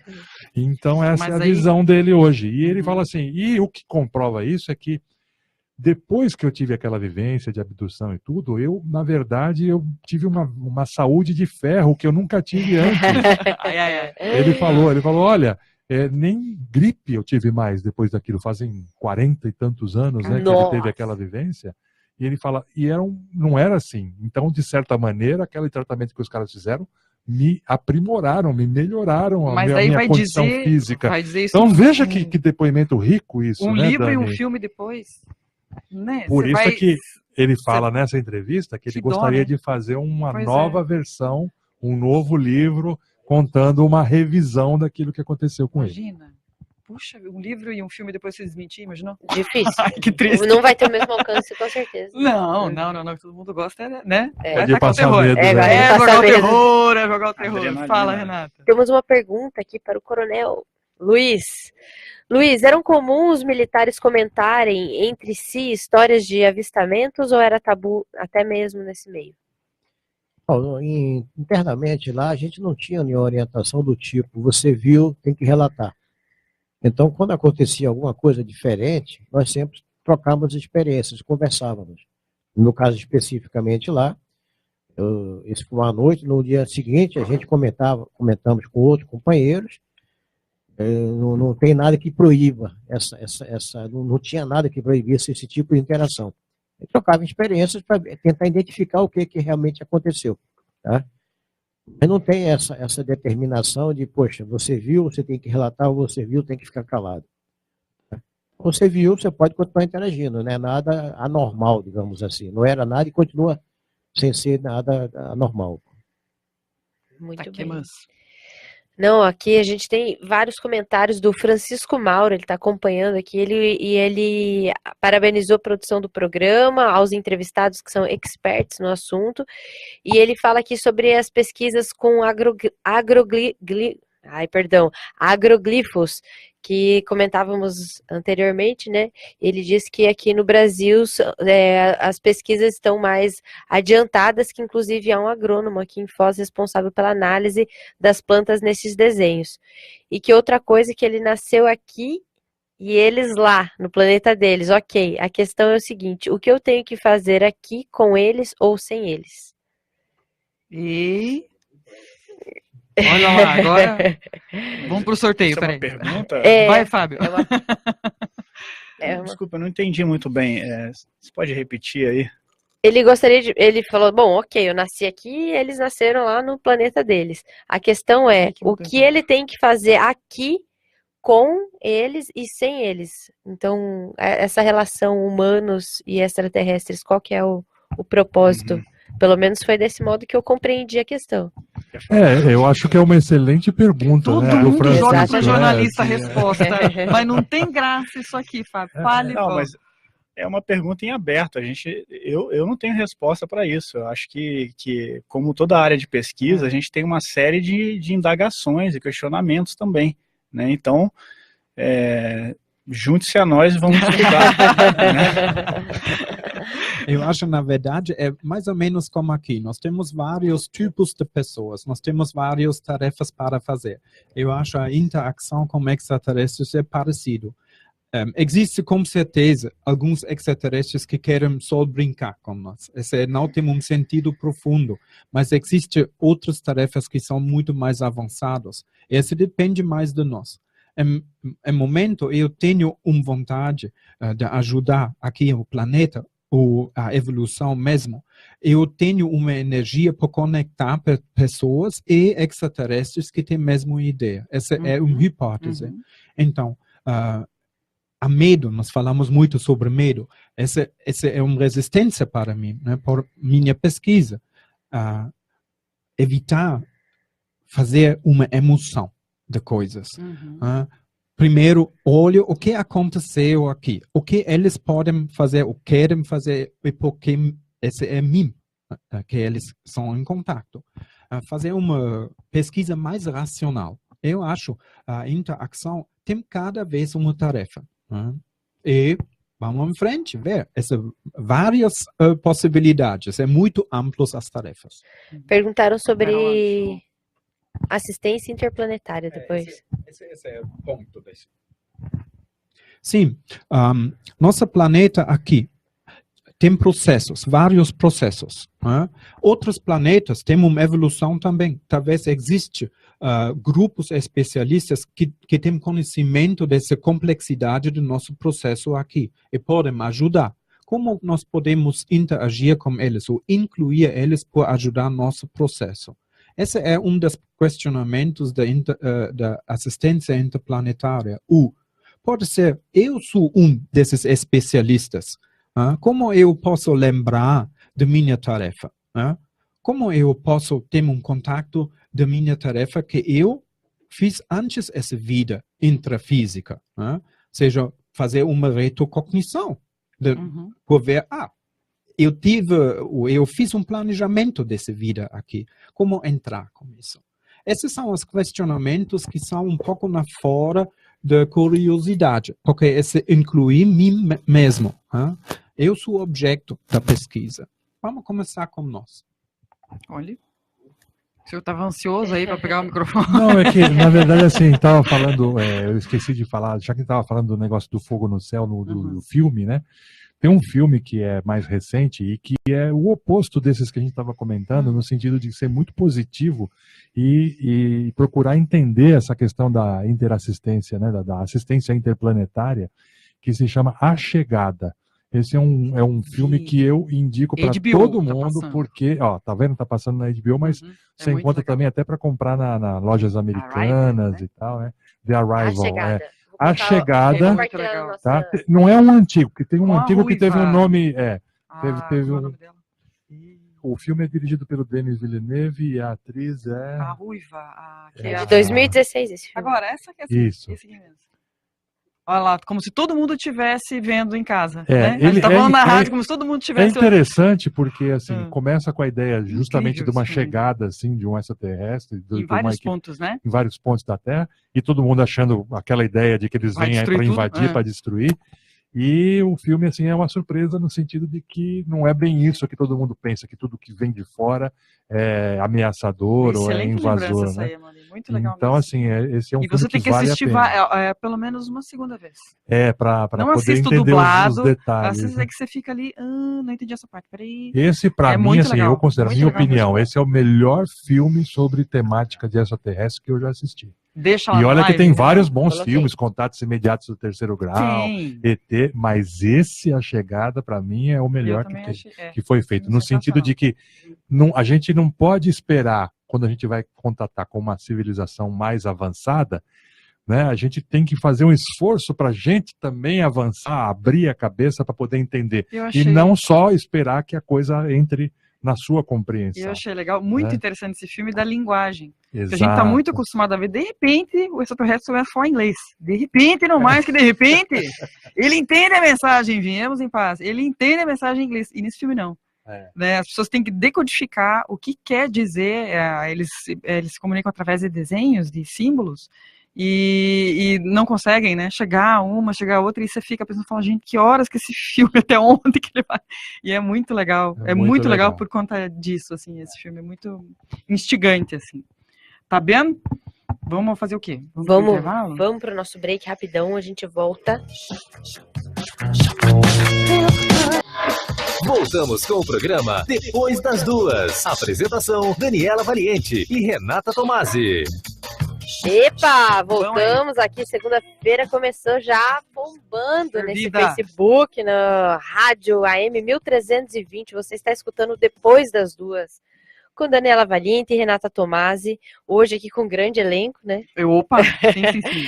Temos aqui na nossa... 422 perguntas, já respondemos 450. Exatamente. Tá tudo certo aqui. Temos aqui a Mauri Pontieri, Fábio Ferrari, Luiz Lima e Joan Federic, para conversar sobre extraterrestriologia. Menina, estamos conversando há quase 2 horas. Quase 2 horas aqui, ó. Ninguém sai, sabe esse filme? Ninguém sai. Estamos assim hoje. Queria perguntar, até o Cristiano fez essa pergunta aqui pelo WhatsApp, dos encontros, se puder repetir os horários, o local certinho, quem pode, não pode participar, ele já perguntou ali, falou, olha, os leigos podem, não podem. É que não pode, o Fábio já avisou que tem aquele cuidado com a viagemzinha na maionese, que as pessoas conversam, né, sobre isso, não pode ir lá enlouquecido e, né, vamos colocar vários ovos em pé. Nós temos encontros cada segundas-feiras, às 20 horas. Né? Quem quer participar pode enviar um e-mail ou um contato esse site de extracons.com. Nós temos um formulário de contato. Por favor, enviar uma e-mail com o nome de Skype, porque nós usamos Skype ainda por conectar nós. Nós temos também um grupo do WhatsApp por trocar ideias, né? Esse é mais aberto, porque cada um que tem uma ideia pode jogar esse por debater, né? Eu posso incluir pessoas interessadas desse grupo do WhatsApp também, enviar do mesmo jeito, né? Você tem alguma página no Facebook? Não ainda, nós estamos elaborando essas coisas, porque o ExtraCons não está formado ainda, nós somos um pré-IC, né? Só a homepage, agora essa é a primeira coisa, mas essa é obra tudo, né? Tá aí, Cristiano, então segunda-feira, a gente colocou alguns links ali na nossa live, depois se quiser dar uma olhadinha, ajuda. Isso, fala, Renata. A Sheila tá compartilhando aqui também um outro filme, ela disse, lembrou massa, hein? Filme maravilhoso, Distrito 9, traz o provável desenrolar de extraterrestres vindo habitar a Terra. Sensacional também esse filme, né? Luiz, queria te perguntar, depois que você teve o avistamento, você ficou um cara mais curioso a respeito disso? Ou você já era antes e falou, ok, normal, luz desaparecendo? Não, como que foi eu tive essa experiência, né? E posteriormente não tive mais outras oportunidades, continuei voando, ainda continuo voando atualmente, né? Não tive mais outras experiências parecidas, mas recentemente, na interação com o pessoal aqui da Conscienciologia, eu estou aqui desde julho, né? E eu não moro aqui há muito tempo, cheguei recentemente. Me veio à mente uma experiência que eu tive lá em 1971, lá no Nordeste. Foi a primeira vez que eu criei uma hipótese. A gente estava numa manobra no município de Maxaraguape, no Rio Grande do Norte. E tinha durante essa manobra a gente tirava o serviço também de sentinela. Tá? E você tinha um ponto de sentinela que você ficava no final da pista, né? E não tinha luz, tudo escuro, tudo no breu, só no acampamento que você tinha as luzes lá para você trabalhar. E o acampamento ficava a 1 quilômetro de distância. E estava numa situação dessa de noite, plena, sem nuvens no céu, e sem lua, sem nada. E eu comecei a observar no horizonte, né? O horizonte eu não tinha noção de distância, bem longínquo, mais para o interior do sertão ali, luzes que começavam a andar de um lado para o outro, paravam, subiam em certas velocidades. E em 1971 a gente não tinha no Brasil qualquer tipo de avião que fizesse aquele tipo de coisa, com aquela velocidade e aquela capacidade de subir ou descer, né? Aquilo na época me marcou e depois eu cheguei a comentar com os colegas para ver se alguém verificava, né? Depois disso ficou só essa coisa na cabeça. Tive essa experiência na década de 80, mas posteriormente não lembro de ter tido outra, né? E com a vinda para cá, eu comecei agora a ficar mais curioso, como você falou. Agora a curiosidade ficou aguçada. Eu tive as visões, essas experiências, e como colocou aqui o nosso amigo alemão, o que é que eu posso fazer com isso? Tá? Como é que eu posso interagir, eu posso contribuir? Tá? Então a curiosidade começou a surgir agora, não na ocasião que eu voava, né? A projeciologia ela vai ter um papel super importante nisso, né? Acho que a curiosidade das outras pessoas que também desenvolvem algum tipo de estudo em relação à Foz é especificamente por ter a ver com a projeciologia, porque fica uma coisa mais clara de você poder entender. Porque assim, a projeciologia ela trabalha com esse conceito de multidimensionalidade, ou seja, que existem outras dimensões além dessa dimensão sensorial física, né? Então isso ajuda a clarear uma série de fenômenos que transcendem essa questão material, né? Inclusive fenômenos ligados a essa área da extraterrestrologia, que muitas vezes não são materiais, não são físicos. Então assim, a projeciologia ela abre um panorama para a pessoa entender a questão como se diz, do parapsiquismo, da percepção extrasensorial, de uma série de fenômenos que ela não consegue encaixar não consegue ligar, né, esses fiozinhos. Né? Exatamente. E é como o Yorn estava falando, a própria experiência fora do corpo, né, a projeção, ela também permite uma série de contatos extrafísicos, além da fisicalidade. E isso a pessoa vai encontrar ali outro tipo de inteligência ali fora. Né? E essas inteligências às vezes são daqui, do planeta, e às vezes não são. Mas eu digo que uma coisa associada à outra fica muito mais sereno para a pessoa conseguir, né, compreender melhor. Sabe que quando o Luiz estava falando lá da experiência que ele teve lá também, lá no Nordeste, tudo lá no Rio Grande do Norte, eu estava lembrando aqui de um estudo que é feito na ufologia, né, que é chamado, é controverso também, mas tem as chamadas linhas Bavik, que começaram a fazer um estudo de onde tinha mais avistamentos no planeta. E perceberam que existiam algumas áreas que tinham mais avistamento que outras, assim, formando uma espécie de rota ou linhas, né, assim, que dava para identificar de certa maneira, né? Então, por exemplo, se você for pensar do ponto de vista da ufologia, a região que nós estamos aqui é muito pobre de avistamento frente a outros locais, por exemplo, na Amazônia até hoje, né? Então, o que leva a crer, né, que aqui não é rota de disco voador, é rota de avião, mas não é de disco voador. Mato Grosso, eu ia perguntar, o Mato Grosso é uma região bem frequentada? Vamos dizer assim? Tem algumas áreas que são bem conhecidas. Por lá no céu. Por exemplo, também em Minas Gerais, você tem ali o chamado Triângulo Jipe, né, da ufologia também é conhecido. Joanópolis, Itatiba e Peruíbe, né? Então tem ali uma área que também, inclusive é chamada do Triângulo das Bermudas brasileiras, né? Porque tem muito avistamento ali, né? Mas aqui na nossa região não. Então, se você for ver do ponto de vista de avistamento físico, aqui não seria um bom lugar para você estudar, ter esses tipos de contatos, né? Porém, como eles estavam falando, né, o Yorn e o Fábio, aqui você tem outros tipos de recursos e outros tipos de vivências que tornam a área rica para a pesquisa da extraterrestriologia. Uma delas é justamente a condição energética que nós temos aqui. Vocês sabem que a gente tem aqui as águas, a questão das águas, nós temos um oceano interno aqui, que é o aquífero Guarani.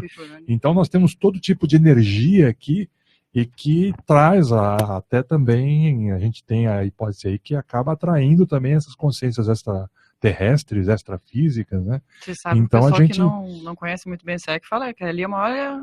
aeroporto chamado de... Vocês são bem conhecidos aqui na cidade. Pois é, mas aí nunca ninguém viu disco voador pousando lá, não. Isso é injusto. Isso é injusto. Lenda urbana, então, lenda urbana total. Gente, atenção, gente. Você que achava que descia um monte ali no SEC, não é bem assim. Não tem espaço-porto e discoporto lá. Puxa vida. Então, se alguém vê alguma luz se dirigindo para aquela região, é avião da TAM ou da Gol que está abastecendo logo depois ali no aeroporto. O aeroporto é ali perto. Passa bem em cima, mas não tem nada a ver com disco sobre voador. Sobre as cataratas ter um possível portal ali. Já ouviram histórias sobre isso? Assim, a gente não, isso aí está em pesquisa, em estudo, né? Assim, tem gente que fala isso. Agora, do ponto de vista das energias, a gente sabe que ali é realmente uma condição diferenciada. Quem trabalha com energia, quem procura melhorar a sua percepção das energias e tudo, quando vai naquela região ali, sabe que ali, do ponto de vista de energia sutil, de energia extrafísica, né, sabe que ali é bem diferente. E sente, né, mais do que saber, sente a diferença das energias lá. Então, isso é natural que atrai até consciências de outros lugares também, né, de, por que não dizer, extraterrestres aí, no sentido de que eles também fazem uso dessas energias nas suas tarefas assistenciais, nas suas tarefas aí, junto até com as equipes intrafísicas aí. Existe grupo que faz pesquisa sobre esses encontros com extraterrestres, eu acho, esse ufohunters.com. Eles têm um mapeamento para ver onde são os encontros. Isso é interessante, porque muitos focos de locais de encontros são perto de um mar, de um rio, né, muito de energias, hidroenergias. Eu acho que essa é uma dica que essa tem uma correlação da energia. Né? Nesse caso, muito energia, né, de água, de hidroenergias. Olha só, morreu a fada agora. Nossa. Às vezes dá aquela perdida aqui, mas tá tudo certo. Tá tudo certo. Fala, Renata. Não, eu estava aqui pensando sobre a questão das cataratas e tudo mais, essa influência energética da água e tudo mais. Teria esse sido o motivo da instalação da própria conscienciologia aqui na região?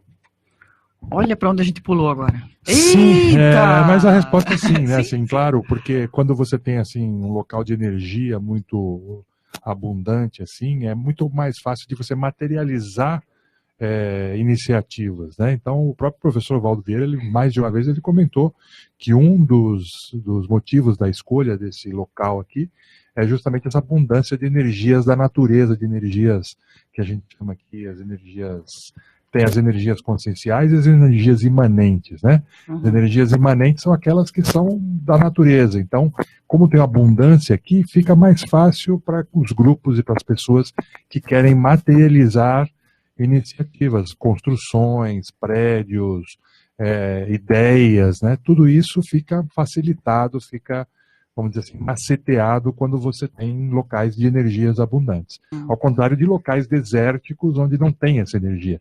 Não estou dizendo que não dá para fazer, mas é muito mais difícil do ponto de vista consciencial. Eu penso também em uma série de vidas. Né? Se nós temos várias vidas intrafísicas, nós temos um karma, um grupo karma. Se nós encontramos agora um grupo aqui de um local com boas energias, é uma boa por pesquisar, por trabalho em conjunto, por assistência.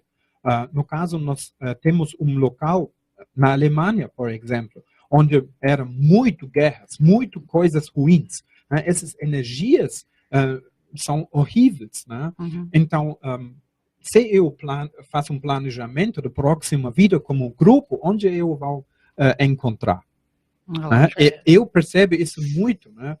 Na Alemanha, eu estava envolvido com trabalho, muito de corrida, né? Correndo de dinheiros, materialismo.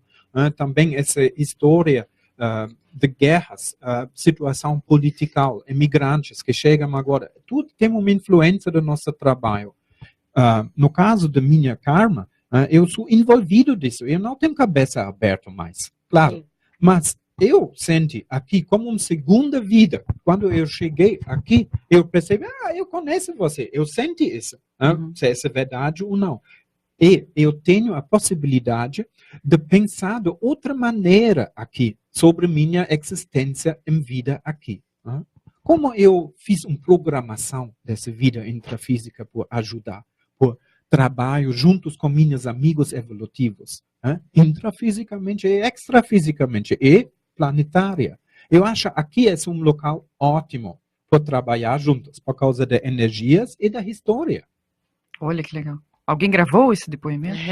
Super importante. Tá, por favor. Queria que vocês falassem, cada um desse uma pequena dica, porque a gente começou esse programa falando sobre, vamos procurar sobre extraterrestres no Google. Não, e aquela dor de cabeça que sempre é alguma coisa super grave, né? Para o médico é virose, para o Google é câncer. E pra outra, né? Eu queria que vocês dessem, assim, para a pessoa que é curiosa a respeito disso, dessem uma dica do que ler ou do que ver. Pode ser na internet, pode ser um livro, mas assim, uma coisa de fácil acesso. Para quem gosta do assunto, quem quer começar a estudar o assunto. O que vocês têm de dicas? O Fábio trouxe até o livro aqui, gente. Presta atenção, vamos prestar atenção aqui. Olha, eu acho assim, a pessoa que quer entender do assunto, ela tem que primeiro buscar livro, né? Começa por livro, porque a internet é bom quando a pessoa já conhece mais e ela vai saber filtrar melhor e separar, como a gente fala, o joio do trigo, né? Porque senão ela entra naquele universo ali e tem de tudo. Então, por exemplo, esse aqui é um autor chamado Jacques Vallée. Ele é um autor francês. Esse é um cara sério, esse é um pesquisador sério. Ele começou aqui, eu não sei, acho que foi na década de 60 ainda. Deixa a gente mostrar ali para a live. Aqui. Então, por exemplo, nesse livro aí, ele levanta essa hipótese desses extraterrestres virem de outras dimensões. Então, ele já estava falando disso aí. Inclusive, esse pesquisador, ele foi inspirado pelo o Spielberg, quando fez o filme Contatos Imediatos, ele usou um personagem lá que é inspirado nesse cara, entendeu? No Vallée. Então, assim, esse, por exemplo, é um autor aí, agora tem uma questão, não sei se esse livro foi traduzido, não sei se tem em português dele, tá? Mas, de qualquer forma, vale a pena a pessoa buscar e ver se acha. A Maurício, você lembra mais de autores? Tem aquele, o Hayek, eu acho... o Hynek. Hynek, né? Tem, eu acho muito rica aí, né? É difícil até você falar assim de um livro específico. Um começo, acho que assim, sabe? É muito legal, acho que a indicação do Fábio, né? Você tem do próprio Travis Walton, O Fogo no Céu, que é vamos dizer assim, um dos casos mais documentados, e o livro chama Fogo no Céu. A editora é UFO, né? A editora UFO ali de Curitiba. Sim. Né, eles publicaram essa tradução do livro. E, de maneira geral, os livros da UFO, né, são da editora, né, que faz a revista UFO, Se você entrar lá no site, Pra tem ser uma muita publicação coisa boa. séria, assim, São sabe? publicações sérias, assim, Uhum. até o guia de tipologia extraterrestre. Tem muita coisa boa, né? Acho que dá para fazer. E do ponto de vista de filme, acho que fica aquela indicação lá da chegada, Deixou lá né? na live já também. É.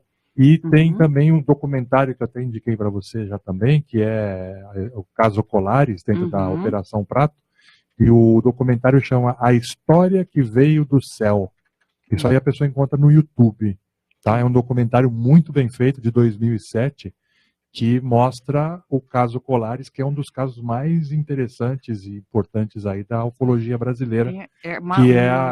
Infelizmente, não é muito positivo, né? Os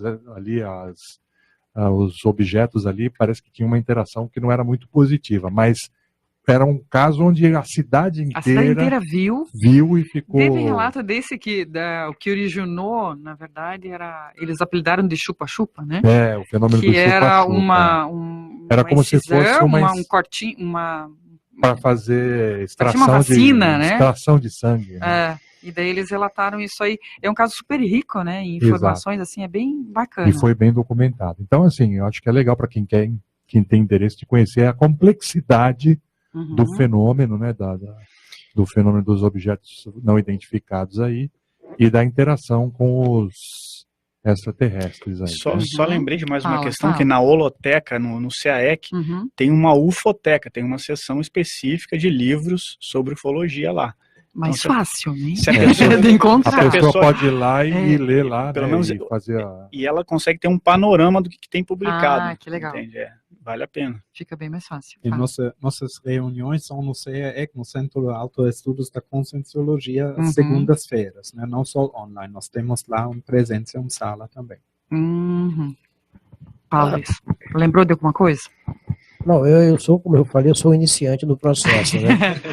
Apesar de ter tido experiências no pretérito, ou seja, a minha vinda para cá foi recente, cheguei no final de julho do ano passado, e apesar de já conhecer a Conscienciologia desde 2001, só recentemente é que eu comecei a ser mais partícipe das ações ali, né? E comecei não fiquei só na crença porque os outros falam, eu comecei a ter minhas experiências. E as minhas experiências se coadunam com as experiências dele. Apesar de ter poucas e ainda ter muitas dúvidas, e muitas hipóteses estão sendo criadas, mas eu já, basicamente, em conjunto aqui com o que eles estão falando, eu me identifico. Então, eu não estou naquela fase ainda de faça isso ou faça aquilo. Eu estou vivenciando algumas coisas e depois é que eu vou procurar as respostas. Acumulando informações aí. Eu sempre faço assim, eu sinto antes, depois o que isso aqui, o que eu vou fazer com isso, onde é que eu posso ler sobre isso, estou nessa fase. Bacana. Fala, Renata. Não é isso, coloquei também o documentário Dolores Cannon on the Three Waves of Volunteers, que foi uma recomendação do John, aqui para os nossos ouvintes, então tem no YouTube, eu coloquei um link, descrevi também todas as sugestões ditas aqui, coloquei em uma postagem na nossa live também, sempre RCI, sugestão de livro, de filme e de documentários, e a Sheila Humphreys fez um comentário aqui, disse que em breve no site da Extracons lançaremos bibliografia e filmografia, para quem tiver interesse, e ela também foi a pessoa que sugeriu Distrito 9, para assistir. Isto mesmo. Uma outra dica que nós temos livros para iniciar isso, mas nós falamos também sobre assistência. Quem tem interesse de participar em uma assistência, podemos fazer uma dinâmica lá no CAEC, que são assistências como um grupo. Nós temos cada dia assistências lá para trabalhar energeticamente. E que é interessante também usar laboratórios lá no CAEC para fazer uma pesquisa. Nós temos lá 18 laboratórios para pesquisar várias coisas em profundo. Olha que interessante. Você estava com medo, achando que o pessoal era ET, eu tinha escovador no local, parece que não. Parece que hoje o Amaury acabou toda essa história aí. Exatamente. Lenda urbana, vamos riscar essa aqui, Renata. Essa lenda urbana detonada. A gente tinha que criar um programa detonando lenda urbana aqui na cidade. Eu queria agradecer demais, porque a gente manteve esses 4 senhores em cativeiro hoje, aqui no Depois das Duas, meu Deus, sem café, sem bolachinha, né? Praticamente abduzidos. Queria agradecer demais a presença do Luiz Lima, do Fábio Ferrari, do John Frederick e do Amaury Pontieri. Muito obrigada pela presença de vocês. Tá bem? Qualquer novidade, a gente tá de portas abertas aqui. Muito obrigado. Vamos para um breve intervalo, daqui a pouco a gente volta.